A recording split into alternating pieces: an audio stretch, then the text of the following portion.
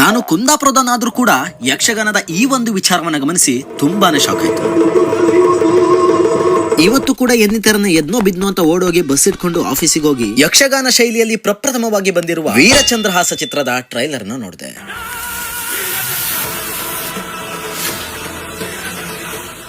ಇದನ್ನ ನೋಡ್ತಾ ನೋಡ್ತಾ ನಮ್ಮೂರಲ್ಲಿ ನಾನು ನೋಡಿದ ಯಕ್ಷಗಾನ ನೆನಪಾಯ್ತು.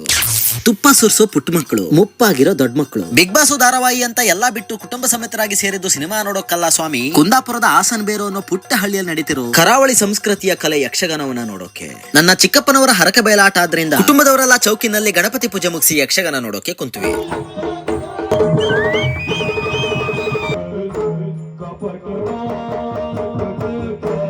ಕೆಲವರು ಬರೋದು ಊಟಕ್ಕೋಸ್ಕರ, ಇನ್ ಕೆಲವರು ಆಟಕ್ಕೋಸ್ಕರ, ಅವ್ರಗಳ ಮಧ್ಯೆ ಕೆಲವು ಕಿಲಾಡಿಗಳು ಬರೋದು ಮಧ್ಯರಾತ್ರಿ ಸಿಗೋ ಚಾ ಮತ್ತೆ ಚಟ್ಟಂಬಡಿಗೋಸ್ಕರ. ಚಿಕ್ಕಂದಿನಿಂದ ಯಕ್ಷಗಾನ ಅಂದ್ರೆ ವೇಷಭೂಷಣ, ಹಾವಭಾವ, ನೃತ್ಯ ಮತ್ತೆ ಕತೆ ಅನ್ಕೊಂಡಿದ್ದೆ. ಆದರೆ ಅವರ ಸಂಭಾಷಣೆಯನ್ನ ಸೂಕ್ಷ್ಮವಾಗಿ ಗಮನಿಸಿದ ಮೇಲೆ ಗೊತ್ತಾಗಿದ್ದು ಕನ್ನಡ ಶಬ್ದಕೋಶವನ್ನ ಎಷ್ಟೊಂದು ರಸಮಯವಾಗಿ ಬಣ್ಣಿಸಬಹುದು ಅಂತ.